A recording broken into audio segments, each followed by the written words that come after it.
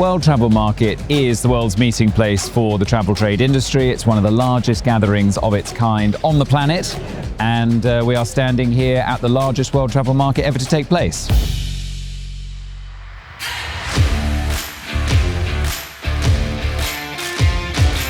So since 2002, World Travel Market has grown by about 40%. I think with our scale this year, we've got lots of new areas. They've got a really dedicated team. They really focus on customer experience and visitor experience.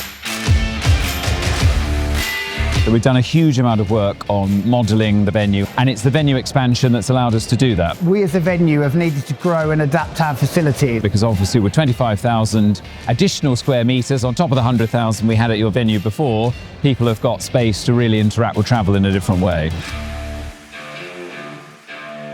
We're constantly improving our food and beverage. You look around the venue, we've got new waste streams, new sustainability initiatives, a new guest experience team, and coming on stream later this year, early next year, is the delivery of 5G across the entire venue.